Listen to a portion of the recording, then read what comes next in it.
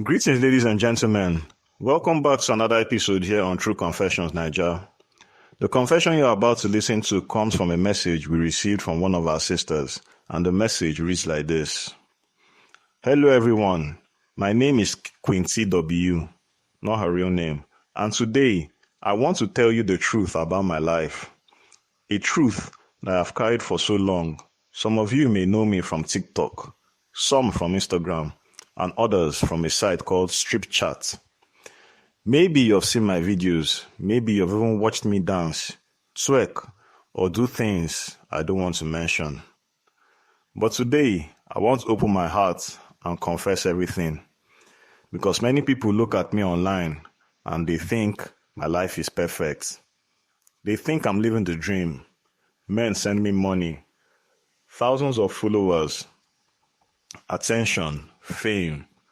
But behind those videos, behind those seductive dances, there is pain, there is desperation, there is shame.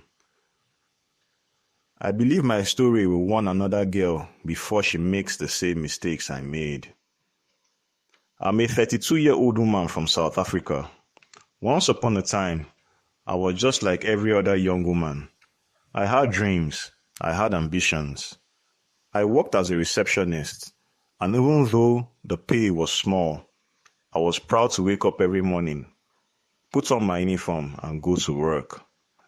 But in 2019, everything changed. I lost that job. I was behind on rent. My fridge was empty. I still remember opening it one night, and the only thing inside was a small lunchbox filled with carrots. That's it, carrots. No savings, no rich boyfriend to bail me out. No qualifications to get another job quickly. Nothing. What I had was my body, a beautiful body, curves, and a face that could attract attention. A friend of mine whispered to me one day, "Girl, why are you suffering like this? You can make easy money online. Men will pay you just to dance, just to twerk." At first, I laughed. I thought it was a joke. But then, she opened her phone and showed me her account. 10,000 rands in just 1 week. I stopped laughing immediately. That was the beginning of my downfall. I started slowly. I posted a few videos on TikTok, just dancing to amapiano songs, nothing too wild. But the views exploded. Men started flooding my DMs. They were asking if I moved my waist in bed the same way I did in my dances. Some begged me for private videos. Some even started sending me money just for replying to their messages. I told myself, it's just harmless. I'm not doing anything too bad. It's just dancing. But then, one day a man offered me 1,000 rands for a private twerk on video call. I was broke. I had no food. My landlord was threatening to throw me out. I said yes, and that's when I crossed the line. From there, it was like a flood. Men begging me to join strip chats. Men offering me more money if I did more than dance. And slowly, I started giving in. Because poverty is a dangerous thing. Hunger can make you sell your dignity for just one meal. But I wish I had stopped there. There was one man, my ex-blesser. He used to spoil me before, but when I cheated on him with his best friend, everything ended. One day, when I was desperate for money, I called him. I begged him to help me. He agreed, but on one condition. He told me I had to sleep with his dog. At first, I thought he was joking. I even laughed nervously, but he looked at me with so much anger and said, "When you opened your legs for my best friend, was that not cruelty? Tonight, you will pay back." I was disgusted. I begged him, but I was also starving. He promised me 1,000 rands. He even sent an Uber to fetch me. And that night, I did something that I'll never forgive myself for. Something that still makes me cry when I close my eyes. I slept with that dog for 1,000 rands. Afterwards, I showered 3 times. I scrubbed myself until my skin was raw, but I still felt dirty and I hated myself.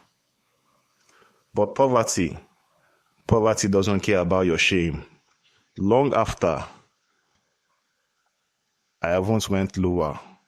I found myself in a club in Randburg with a Nigerian man who promised me 10,000 rands. I thought he just wanted me alone, but when I got there, he was sitting with 9 other Nigerian men, loud, drunk, powerful. He whispered in my ear, 10,000 rands is a lot of money. Can you make all of us happy tonight? I froze. My body shook. 10 men? All at once? But then, I thought about my bills, my landlord, my empty fridge, and slowly, with tears in my eyes, I nodded. That night, I slept with 10 men. 10 men in one night. No protection, no respect, nothing. Just money on the table. When it was over, I felt dead inside. And then came the strangest, the darkest part of my journey. Another man from Zimbabwe found me, rich, powerful, driving flashy cars. He spoilt me with cash, paid my rent, bought my clothes. I thought maybe my suffering was finally over, that maybe I had found a man who would take care of me. But one night in an expensive hotel, he asked me to bend down. He said he wanted to show me something. He left the room and came back with a bag. From that bag, he pulled out a black snake. I screamed. He told me, "Don't worry, this is my spirit brother. This is what gives me riches." And then, as he touched me, he let that snake crawl on my back. The cold, scaly, rough body sliding across my skin. I will never forget that feeling. It was like death itself was touching me. He told me that because of that snake, I had now made money for him. He gave me some cash and left to answer his wife's call. That night, I didn't sleep. I lay awake shaking, asking myself how my life had ended up here. People online see my videos and they think it's all fun. They think I'm just a sexy girl living her best life. But the truth is, every twerk, every dance, every seductive smile was hiding a broken soul. Yes, money came. Yes, followers came. But I lost my dignity. I lost my peace. I lost myself.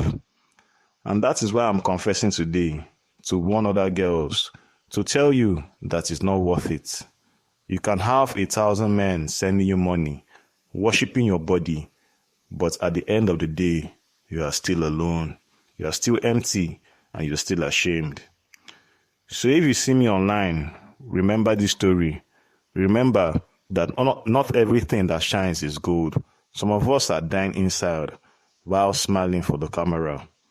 And to the young girls listening to me right now, don't be fooled by the glamour of social media. Don't sell yourself like I did. Poverty is hard, yes, but shame is harder. I hope my story will save at least one soul. Thank you for listening to my confession. Thank you for allowing me to share this experience. I'll be checking the comments to see your opinions. Dear listeners, right there was a message that was sent to me by one of our sisters. Let us try to talk to her in the comment section. Wow, all for money. Things they really happen for this our world. Wow.